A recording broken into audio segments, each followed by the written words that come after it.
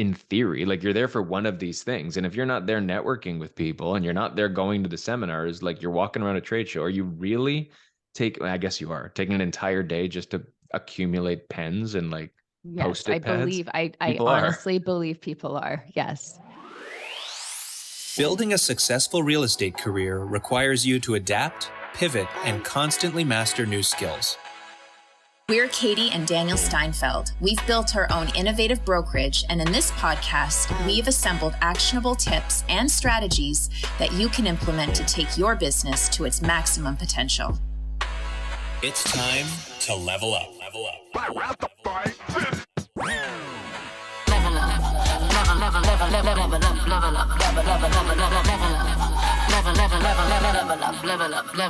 Hello, everybody. Hello.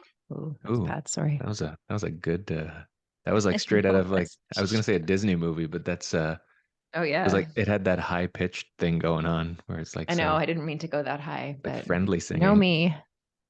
What? I I know said, you. if you know me, my singing voice is not one of my strengths. So, But before we get into today's episode, that's a great segue into our kids seem to think differently based on one of your Mother's Day presents. it's true.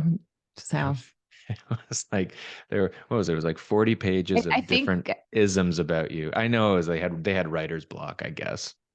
I also think they were making fun of me. I don't think they were making fun of you. It was one of those books where like each page was like Mad Libs about things about you.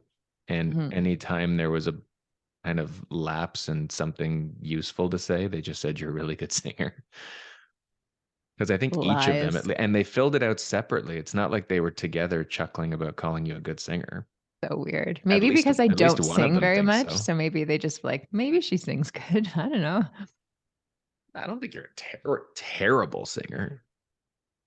You're not good. Like, but you're not like nails on a chalkboard.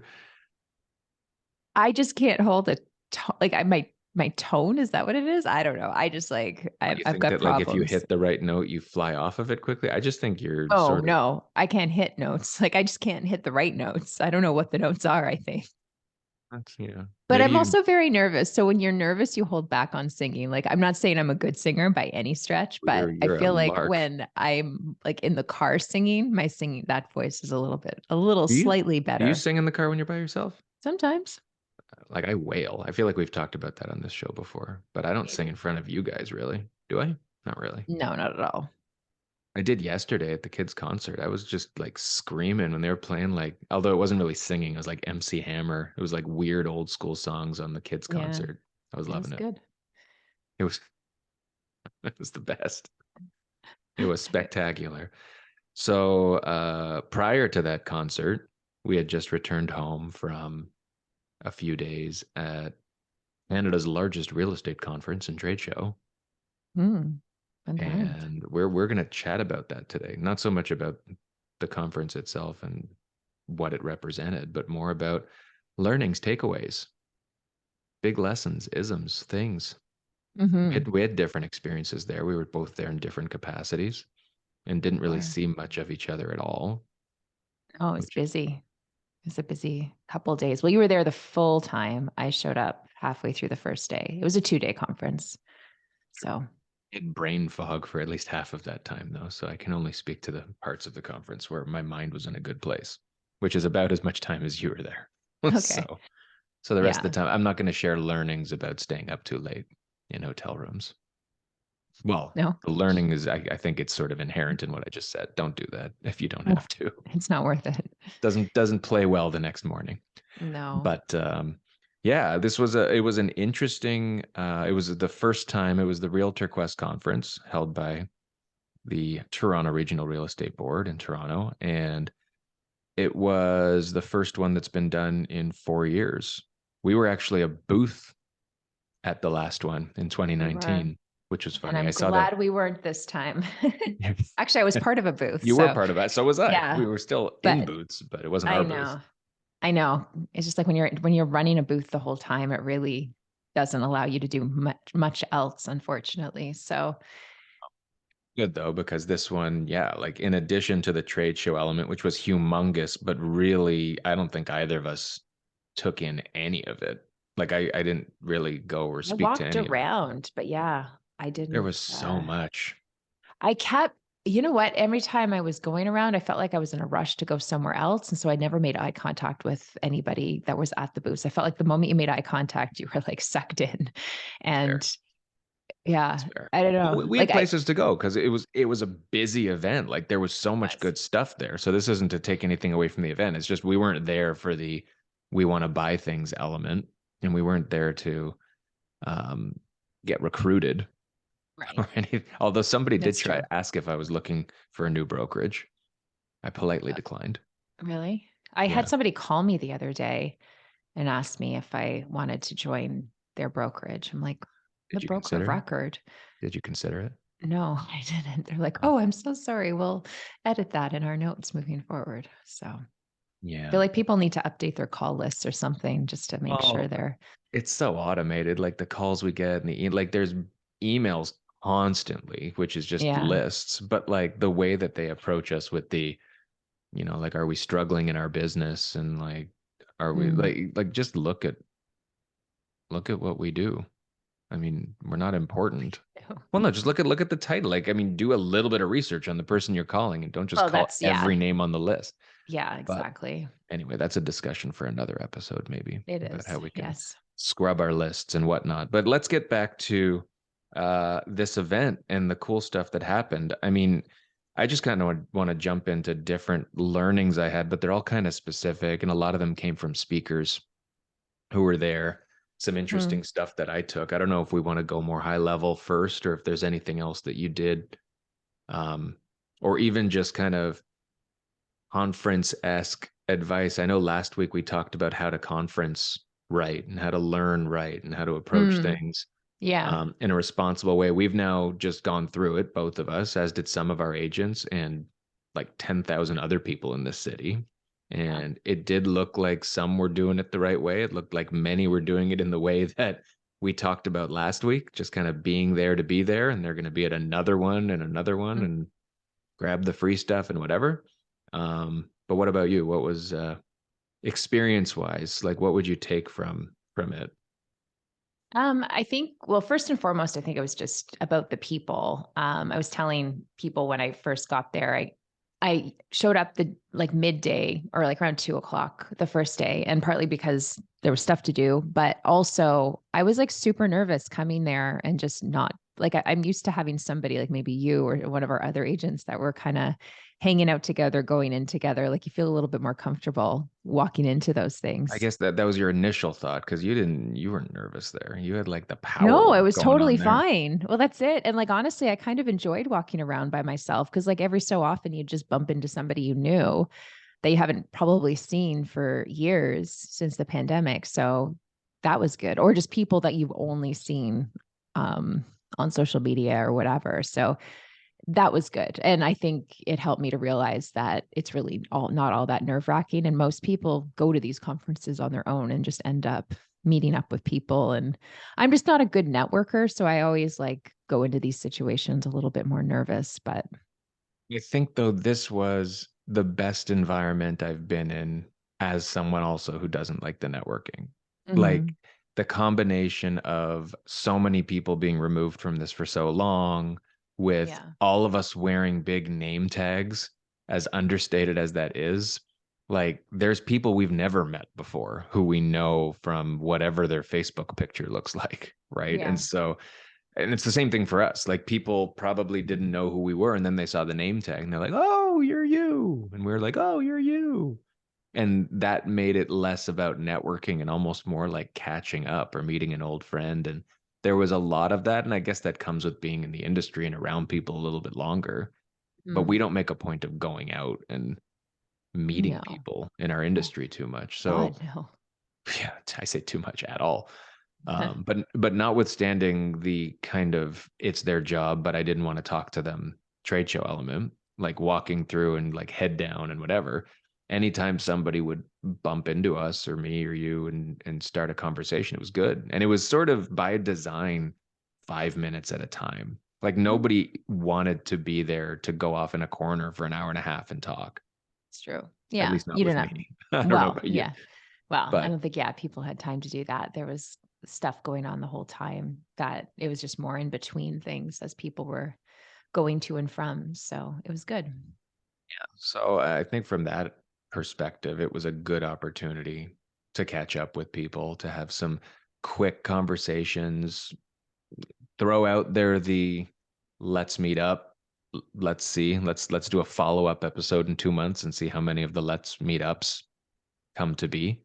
But there are a handful of people who I hadn't seen or spoken to in a while. I'm like, oh crap. And I didn't even know that they were nearby, truthfully, because all I've known them is as a virtual connection.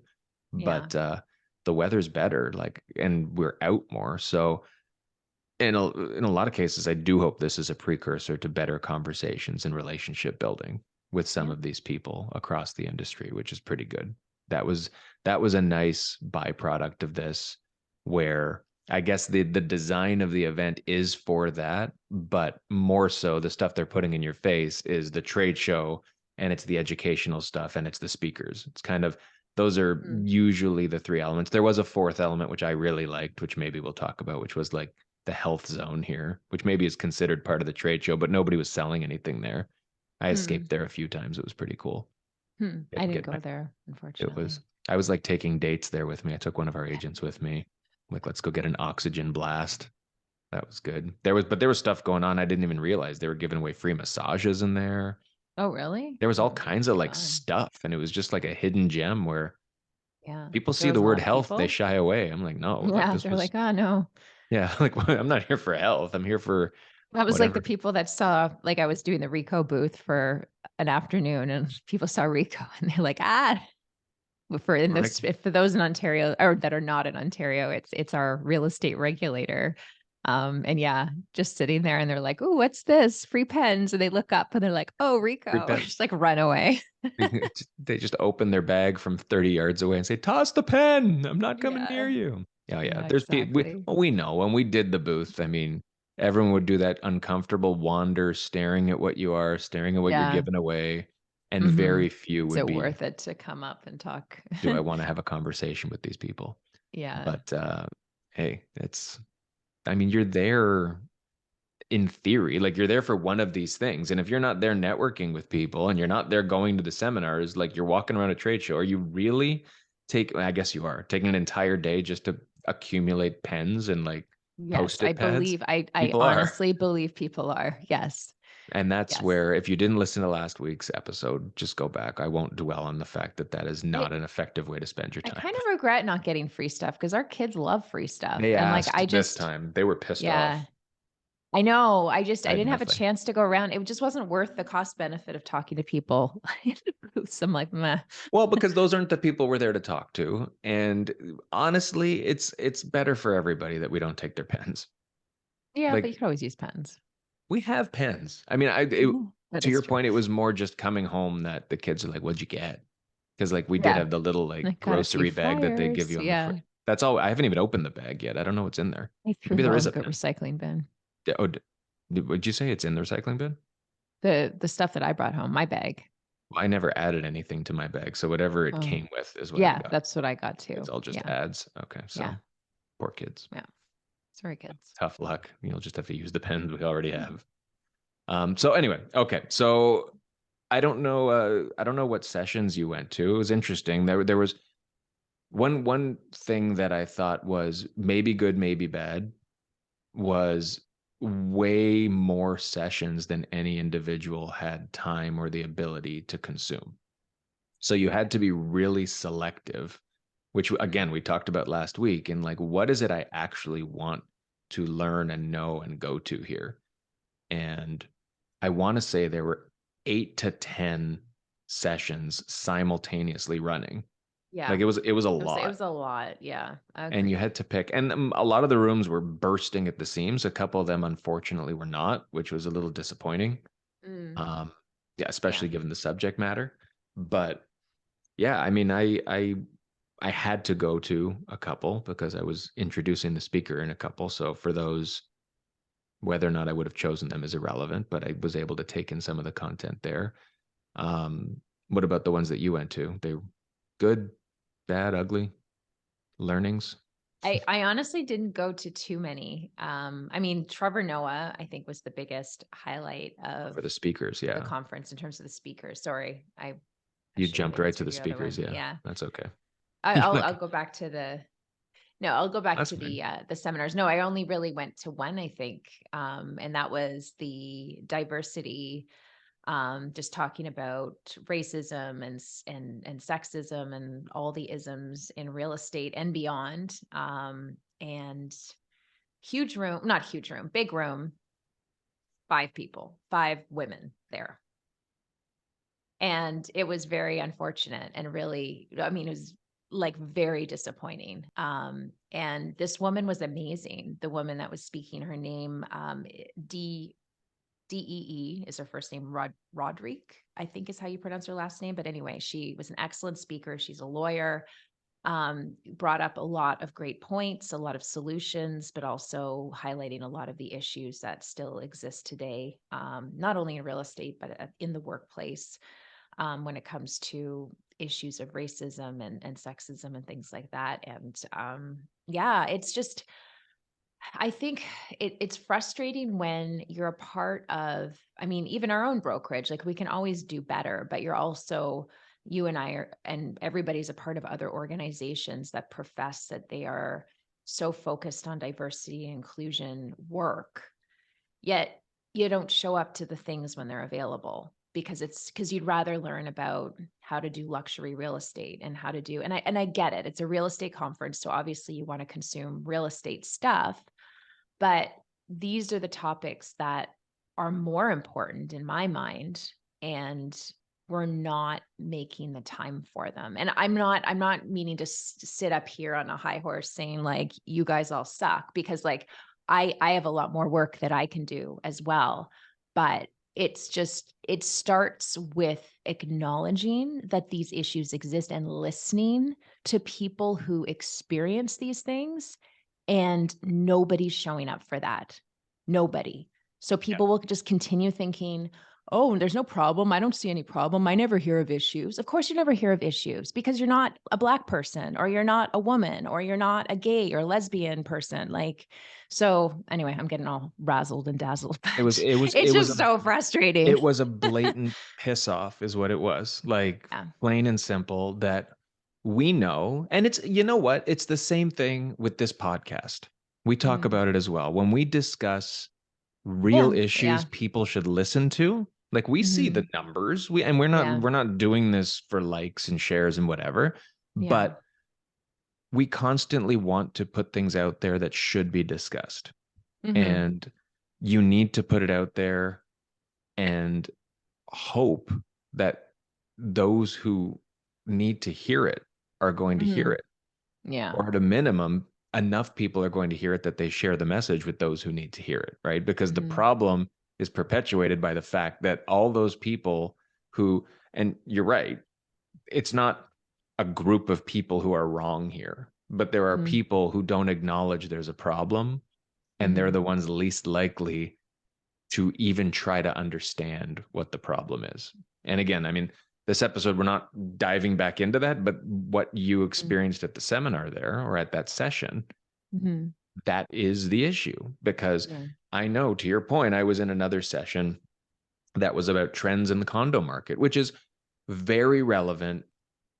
Anybody who's in that space should go there and should learn about it, but it was bursting. They were turning people away from the session, and the session itself was the kind of stuff that, I mean, I guess any of these things you can consume by reading, and you don't have to go to a conference to get them.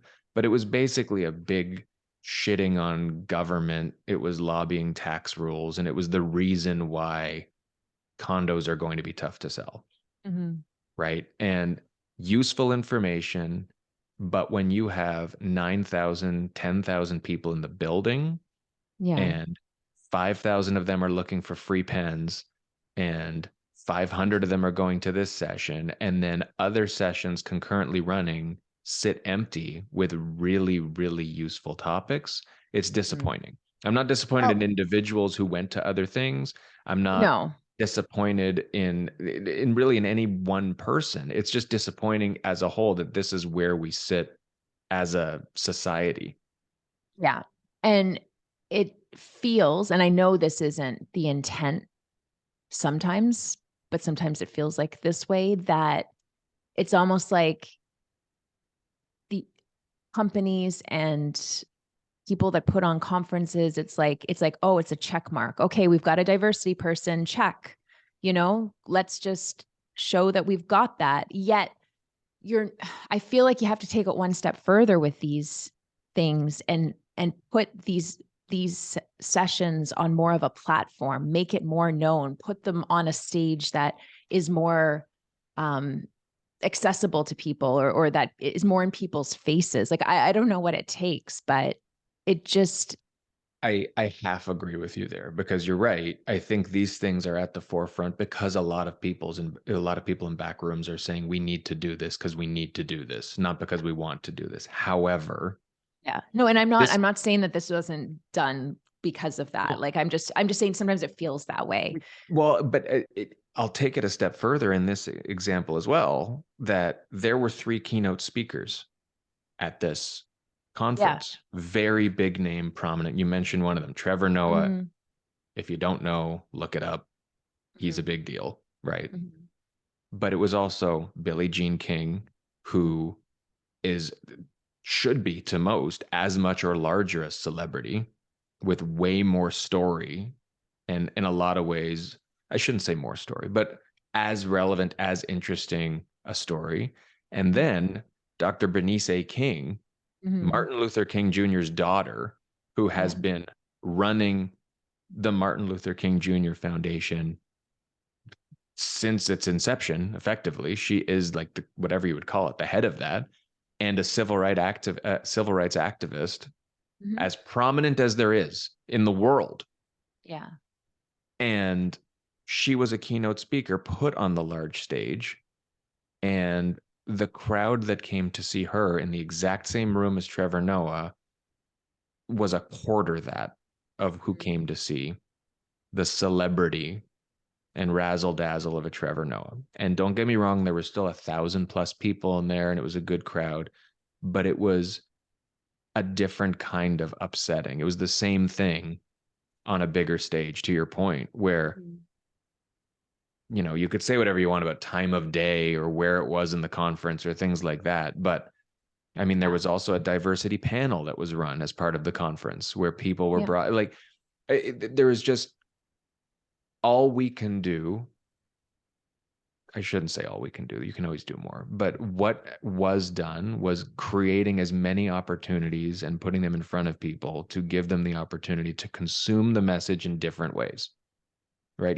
Even the Trevor Noah message in some ways was tied to that, because he's an individual who grew up in apartheid, and didn't have the opportunity, or wouldn't have thought the opportunity existed to grow to be the celebrity he is. And that's part of his story, but that's really not why he was there, right? You Mm. bring Dr. King in, that's a story about accepting one another, about moving forward as a society and how she's done it, Mhm. right? And how to share the message.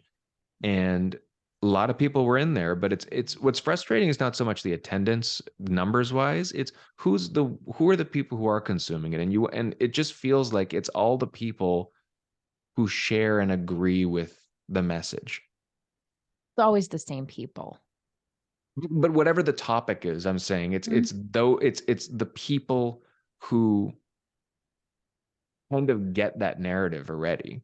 They're not the ones who are there maybe they're there to enhance their knowledge, and that's great. And I feel like for anybody who was it, like for the session you went to, 5 people or not, you learned a few things there that you didn't know before, right? You Mhm. went with a knowledge and you grew it.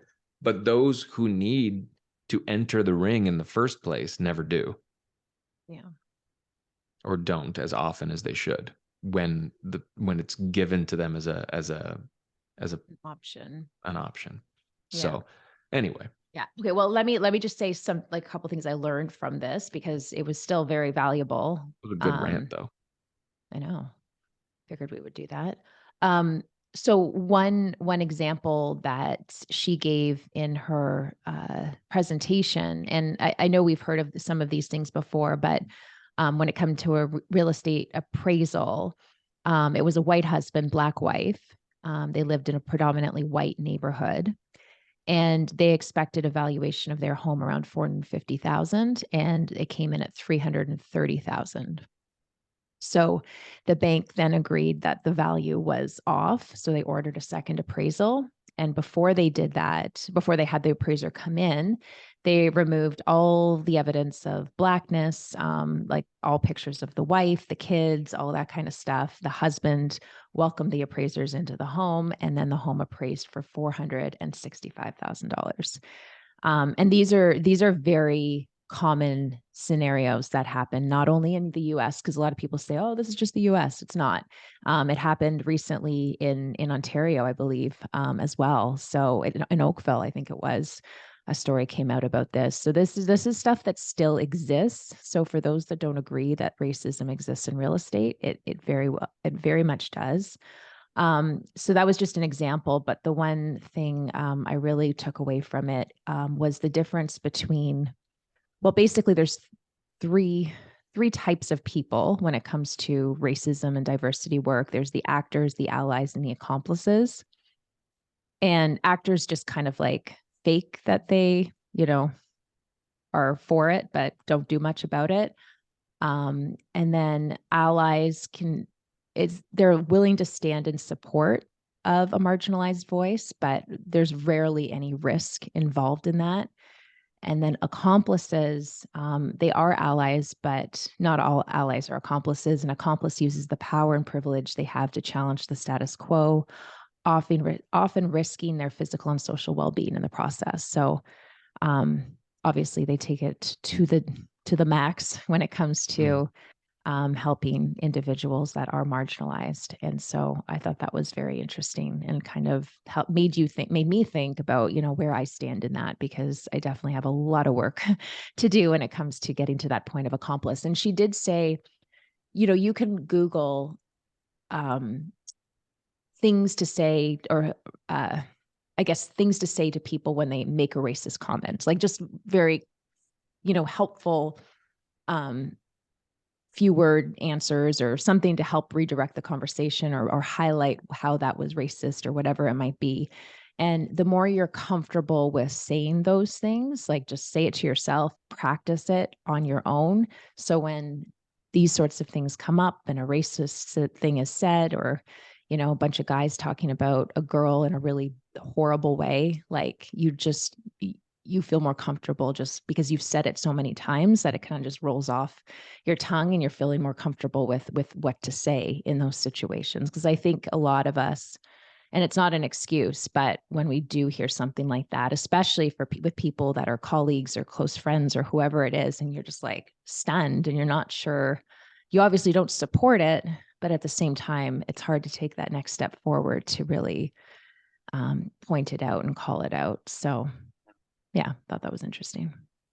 I think that segues well into actually a couple of the things that Dr. King said in an interesting way, because I will say the theme of all the speakers for me was they took what I thought to be, here's that packaged argument I'm expecting, or here's that message I'm expecting, and in different ways they all kind of blindsided me with another way of looking at it that was not consistent with what I thought they were going to say, which in itself is a lesson, because we always assume we know what's coming with people and relationships in general, but that's sidebar. But as it comes, based on what you just said, the real message that she was saying in how to make progress and how she's made progress and how her dad made progress is making very sure that you're able to deliver that message that you're talking about to someone who is not doing the right thing in a way that doesn't come in any sort of an accusatory way. It's not laced in you're wrong. It's not laced in you're bad, nothing like that, but more, I guess, as a discussion or a question. And this is similar to what Laura. Laura Morlock has said to us in the past Yeah. when she's dealing with sexism and questions, why is that funny? Yeah. Rather than saying that's wrong, Right. right? Yeah. And one story that Dr. King said was about, and I didn't even know this story, and I figure it would be, maybe it's just because we're not in the States. I think a lot of these things are maybe rooted much bigger down south. But in the state of Mississippi, where the state flag has the Confederate flag as part of it, which is a symbol of racism and a multitude of things, it is a symbol that should be taken away. Yeah. There was a woman in Mississippi who was campaigning against that flag or taking that Confederate flag element out of it. And I'm going to butcher the specifics, but she had a prominent individual in the neighborhood or in her community who had that flag proudly waving in front of his house, and spoke to him, had him over. Maybe they were neighbors. I don't remember what it was, but they had a discussion, and he knew that she was against the flag and she was campaigning against it. And all she said to him, rather than attacking him, which is what he was prepared for, was, "What does that flag mean to you?" Mm. And he told, and I mean, there was valid points that he brought up that were not rooted in racism. Obviously, he didn't say it means to me, we need to celebrate slavery or things like that. But it was still, it was a way for him to accept and listen and try to understand his point of view. And subsequent to that, he asked her, "What does that mean to you?" Mm-hmm. You're not always going to get that, but they had a very meaningful discussion, and he didn't go right home right away and take the flag down. But within a year, he not only took the flag off his property, but joined her in the fight against the flag. And last year, Mississippi changed their state flag. Wow. And it's no longer got that. So, and I didn't even know Mississippi had changed their state flag. And so I heard, I just thought the win was that the guy took it off his front lawn. I'm like, good for you. Change the mind of one person. That's amazing. But not only that, but he joined the fight against it and helped lobby as a white prominent man. I'm sure in a lot of ways, those are the voices when we talk about allies and accomplices. He did that, in the face of probable, maybe not persecution, but just, people getting in his face, losing friends, taking a lot of abuse. Yeah. And it worked in the end. Yeah. So I thought that was really interesting as a message there, that it's about, you can't change somebody if it's always adversarial. You need to understand that going after something that's not right in your eyes or in reality, whatever it is, it's not going to happen if you do it from a position of me versus you, or I need to change you. You've got to start finding a common ground, understand each other. And if you make the effort, hard as it is, to try to understand the person who is doing something wrong, that is the path to getting them to start to understand you. Not every time, but if you want to actually impact them and make change, you, fortunately or unfortunately, a lot of times are going to have to meet them on their turf, on their level. Yeah. Well, and that actually segues into what Trevor Noah was saying as well, and how he likes to talk to people and ask their perspectives. He'll be at the dinner table and is throws out Brings on arguments. Almost. Yeah, exactly. And it's not to argue, but it's to understand different people's perspectives and where they stand on things, and just potentially to guide him towards a different perspective, or sometimes to hopefully help somebody else see a different way of thought. So I thought that was really, it is, because I think our first reaction when these things are said is to be combative. That's the natural tendency. And this isn't let's take a step out of racism and the isms, and this isn't just about that. This is about not even negotiating anything, right? This was, I mean, I thought in a great way, leveraging those sorts of big, deep topics that people are afraid to talk about, and still connecting it to the world we're in of real estate and business and relating with our families and whatever it is. This is just about communication in general. Yeah. So sorry, go ahead. No, that was all I was going to say. But I mean, yeah, I think I was very pleasantly surprised by I mean, I was obviously looking forward to seeing Trevor Noah. Like the fanboy in me Hmm. wanted to see him and wanted to hear some good jokes and all that. Yeah, it Um, was. I felt like it was lacking on the joke side of things to me. that's what I liked. That for me, that was Mm. it wasn't him with a mic. It was, and all of these keynote speakers were there as a call it a fireside chat, whatever. I mean, it was a host or a moderator asking Yeah. questions. It was an interview for Hmm. an hour. But I thought he balanced the humor as a mechanism to deliver his message in a way that Hmm. wasn't just a stand-up comedy routine. Like it wasn't I mean there was nonstop funny moments, I thought. Like I was laughing, like there was a lot of like belly laughs throughout the thing. Maybe it's just me. Oh, really? Just because you were in the Maybe not front for you. row, you had to like. Whatever.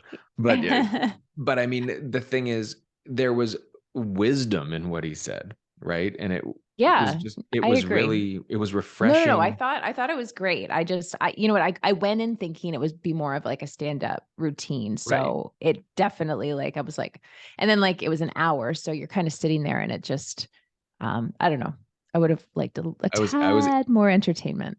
I was eating it up. I was eating up the whole thing. I could have gone You knew another you were hour. gonna you're gonna get a picture with him after you get the meet and greet. It's fancy. What? Well, I mean, but then shouldn't I have wanted it to end earlier? Then I would have wanted to get to that quicker. But anyway, I No, thought, I'm what, joking. I'm what, joking. No, I one know. thing I I'm mean, gonna, everybody's got different perspectives, and yeah. well, okay, well, I'll give you an example of like the one thing with me that stood out more than anything, and there was a lot of stuff in there, but I don't want to recreate the stuff he said because I won't re-deliver it the same way. But the one thing that really got me was when he talked about authenticity. Yes. And Yes. That was this was mine. right at the end. Oh, were you going to talk about that too? Do you want to That jump in? You can was. jump in. No, I've got no, go other things ahead. to Go talk ahead. about. Go No, ahead. please be your authentic self. No, go ahead. I mean, it was just authenticity needs context is the whole thing. I thought was Well, very that's yeah. important to Well, remember. we'll build on that. Okay, I will. Yeah, so he just said how everybody is always preaching the importance of authenticity and how it's such a valued characteristic in people, but authenticity without context is not a good thing, really, because if you're not taking into context what your environment is, like if you're, in a church, for example, and you're normally a very outgoing, like swears all the time and like just really loud type of person, like you're not going to Yeah. walk into a church being your authentic self and like swearing all over the place. Like, you've got to have some context in the environment you're in. So I think what was nice about that to me was that, sometimes when we're talking about these things, like be yourself and be authentic, like, the pendulum kind of swings a little bit too far to one side where it's just like, be yourself and not really care, about anybody else or what kind of environment you're in. So you have to have some responsibility, I think, to the authenticity that you're bringing to every situation. So it's just about keeping that in mind. And I thought that that was a really interesting perspective. He just thought he turned the whole concept on its head in a way that made a lot of sense. Mhm.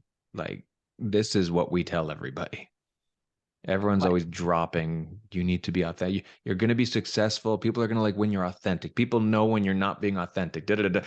This is what we talk about this. Like, and it's true, but we don't define it well enough to ensure that people are being authentic and kind of turning the right dials of authenticity given the situation. Right? Like you said, like loud swearing, all that, that's me. Right? I would be that everywhere, not in an angry way, but I'm just like, I'm a potty mouth. It's what I am. Right? But like the situations don't always lend themselves well to that. Like he Yeah. used the example of someone listening to loud music, like someone who likes to listen to loud music. That's how they listen to music. Their authentic self is into blasting music. But if you're in a public place, you're on a plane, whatever, you don't just do that. Like Mhm. sometimes your fully authentic self is a dickhead in the environment that you're in. And you're not being told to be authentic so that everybody truly judges the real you 100% all the time, or you're going to have a lot of people saying, I believe the example he used is someone would say, yeah, your authentic self is an asshole. Like, that's not what you want. And it doesn't mean you are one, but you're not respecting the situation. So what you said, yeah, I mean, authenticity with context, it means you can still be yourself, but you need to be able to select the elements of yourself that fit a particular situation. And I think that that's a really important thing people need to understand. You're not being fake with the rest of you. It's just you're not being all out there with everything. You're finding the elements that make sense and being able to read the room, which is something I think we talk about as well.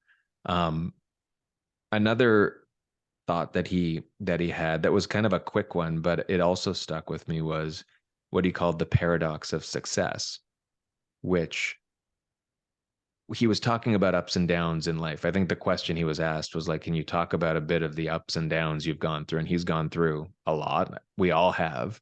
And I think the crux of his point is that we all have and we all will. There's no such thing as constant ups or constant downs, but the paradox of success that he was talking about is that by definition, having success brings you to the highest high, which means it will be followed by something lower. Right. And so in order to have success, you need to experience the opposite or a lesser enjoyment on either side of the success. And I think that it might have come across, I guess it depends on whether you're glass half full and glass half empty. And in this particular case, I'm actually glass half full, hard as it is to believe. Surprise.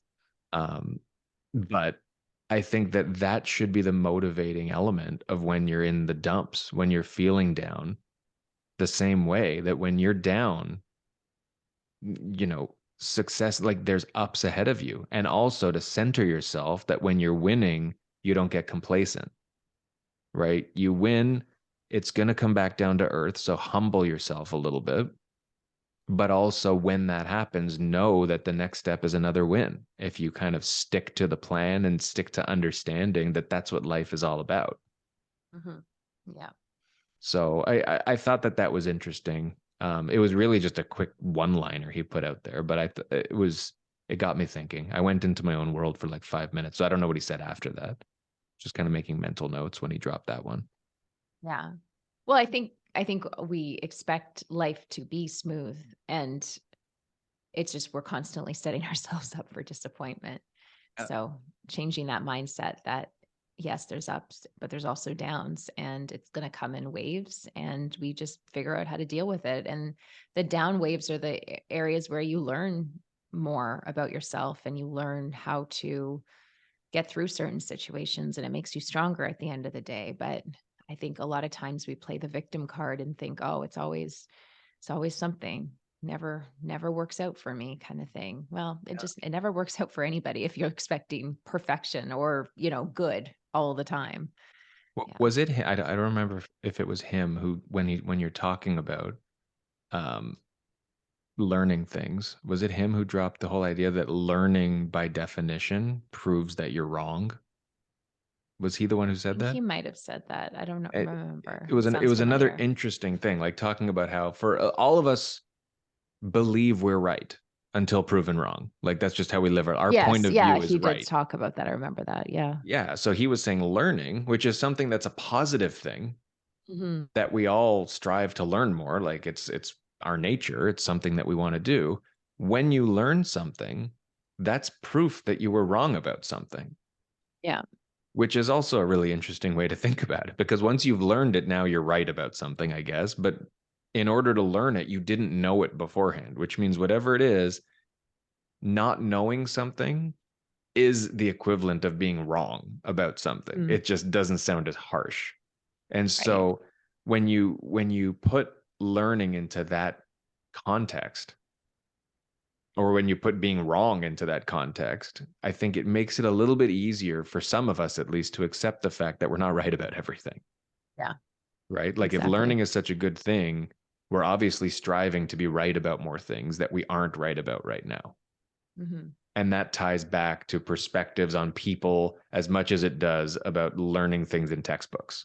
Like it's just the way that we think needs to be um, looked at through different spheres than what we're used to. So those were different things he said that took me down a path of not what I was expecting. Not just because I was expecting to say funny things, because I think the way he delivered them probably had some jokes wrapped around them. But Yeah.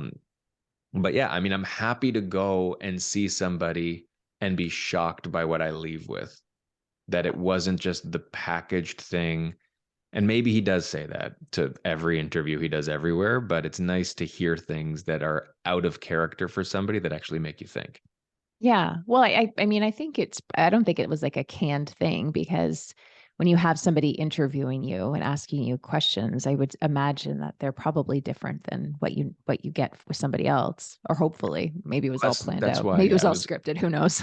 well, I'd like to think that, it didn't yeah. seem that it was. I mean, I know with a couple of the other ones, like you had the interviewee flat out say to the interviewer, "No, that's not true," or "No, that's Mhm. wrong." And when you do Right. that, it's not a canned question unless you really want to be That's true. self-deprecating as an interviewer. Yeah. But yeah, I thought that he was really good. I thought that Dr. King, although an upsetting turnout to her, had a great message. Yeah. And then Billie Jean King was the third keynote, which Mhm. was also, I mean, it was more of the message I guess people were expecting, from the perspective of how she's lived her life and broken barriers for women and in sport and up until today. I mean, I don't know how old she is, but she's, I think, almost 80. It was 50 years ago to Hmm. this year when she won the match, which really changed a lot of the landscape of the sports world and perspective on women in sports. Um, so a lot of the discussion was around that.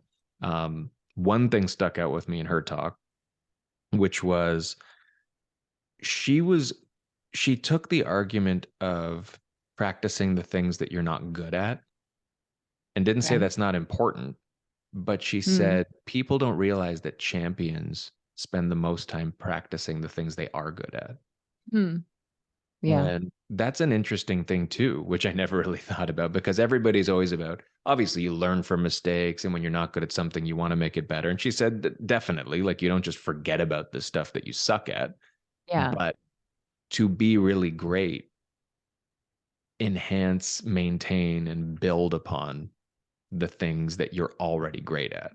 Hmm. And that really keeps you at that level. And I think in some ways, Yeah. she didn't say this, but I think that also probably fulfills you more. Like it feels good to do things you're good at generally. And For so, sure. Like, yeah. Well, I think we learned that early on as kids, because when a kid comes home with a crappy mark on a test and a good mark on another test, we're constantly focusing on the negative. Like, why did you get such a bad mark on this? You need to do better. You need to practice more on this, rather than really celebrating the better mark and how can you even do better the next time, kind of thing. It's just the way our minds tend to work, is like you just always need to be good in everything, which isn't true. We all know we're not good at everything. and as kids, I think we're more in tune with that than grown-ups are, because like Mhm. I didn't take another science class after the last mandatory one that I had in high Mhm. school because I couldn't stand it. I didn't get it. I didn't like it. So I'm not going to keep taking science courses. That was my Mhm. mindset then. I'm going to take the courses of the stuff that I like and that I'm good at, and I'm going to get really good marks, and I'm going to go down that path because it's what I'm interested in. Um, and it ties to business. Like when we talk about not getting foggy on all the stuff you're not doing or not focused on as a realtor or as a business person, build on the good stuff, recognize who you are and what you're good at, and take the time to make it better and to be the best at that. Right? If you're Mhm. already in the top 10%, get in the top 5% Yeah. instead of trying to round yourself with a little bit of everything. So that was a good message from her. I did not catch any of the tennis balls she hit into the crowd. It was like a Oh, Backstreet really? Boys I concert. wasn't there. Oh, at the end, I mean, that in itself was cool, just seeing Billie Jean King hitting tennis balls like into an auditorium. But It's pretty yeah, impressive. she Yeah. hit like 100 of them, and it was just like you'd think it was Jeez. like the Beatles in the '60s, the way people were like screaming with their arms in the air. But Anyway, so yeah, I mean, the speakers were awesome. I thought the seminars, there were a lot of them, and it's less about the content for me and more about just identifying what people were doing with their time and whether people chose the right path for themselves, which is kind of building on last week's discussion. My gut tells me they didn't. I think people just went to what looked sexiest to them. Oh, I'm sure people learned stuff though. It's not like they didn't learn anything. Oh no, they probably learned stuff. And I mean, in building off the last point, maybe people did enhance skills at which they were already good. So that's fine. Yeah. Mm-hmm. But yeah, I mean, I do have I share a frustration when it comes to messaging and things that are there and useful and should be heard. Right. I mean, I guess it's contradictory to what we just said, where people feel, well, I don't need that, or I don't like to hear that, so I'm not going to go to that. Like that's the attitude, right? Or this is more appealing to me than that, and I'm being given a choice, so I'm going to choose that path. I mean, and I wonder if this is just how society operates now, that we only focus on the stuff that's going to give us immediate something, like something back in a more immediate way, whether it's, how do I grow my business quicker, or how do I make sure, I don't know, like it's just the stuff that's more immediate. We don't want to extend beyond that. It's like when I was working at the Rico booth, everybody that was working there, we had like a full information on, your how to make sure your social media is compliant, but most importantly, like the new rules that are coming out in the next little while, and like what you need to know, and like sign up for our AGM and you can hear a whole panel discussion on this and get your questions answered and all that. And it's like, no, I'm good. I just want your free pen. I don't need to like, and there was one woman working there. She's like, you don't even want to know about these new rules. And they're like, no, I'm good. What? Like, it's true. But it's you're like, right. is it giving me anything right now? No. Am I getting in trouble because I don't know about it? Not yet. But until you like need to do it, it's the same thing with like your real estate courses, right? I need to renew my registration by June 5th. Have I finished my courses? No. Will I finish them? I will, but I'm waiting to the absolute last minute because I could probably know these things earlier on, but people just choose to do what's immediate right in your face, and they don't want to extend beyond that. It's just like kind of a natural instinct. The shiny things will continue to distract us as well. And marketers know that. And everybody who was there knew that something shiny would be better. Like when I was working the Treb booth there, and it was more like information about the conference, one person came up to me and said, do you know where the popcorn is? All these people are walking around with free popcorn. And I'm like, I think it's down in this direction. And I mean, we had things to say too. I'm like, have you had an opportunity, like get to know them, get to know these people. What are you here for? What are you this?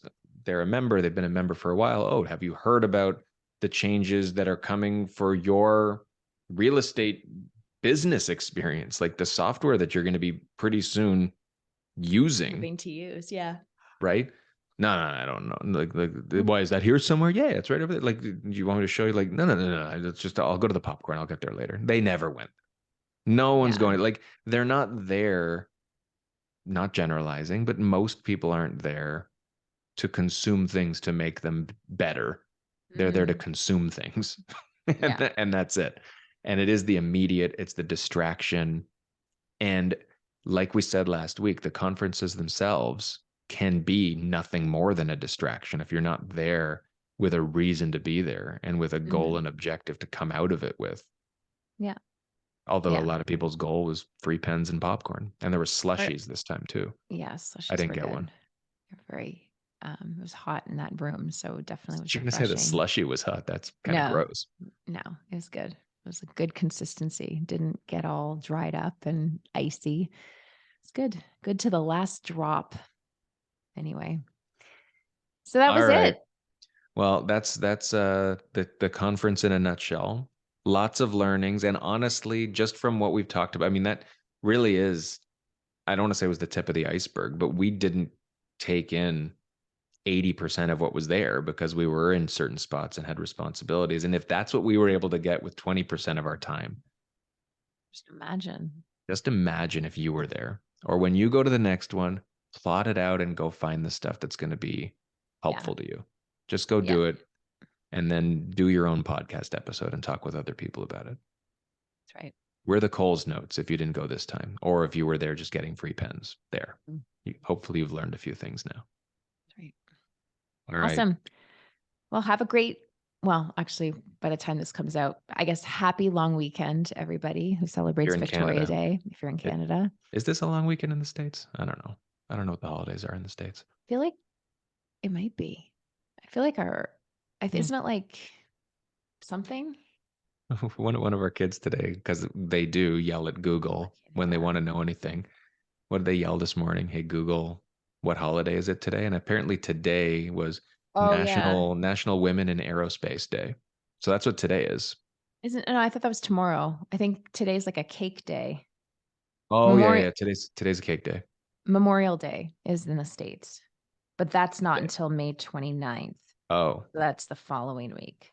All right. So for our listeners in the States, you got one more week till the long weekend. But to them, have a good Memorial Day weekend next week. Right. To everybody else, hope you had a good long weekend. Keep fit and have fun. It's funny, our American listeners wouldn't get that, I don't think. That's Participation was you're missing out, folks in the States. Hal Johnson and Joanne McLeod are national treasures. Take care. Later.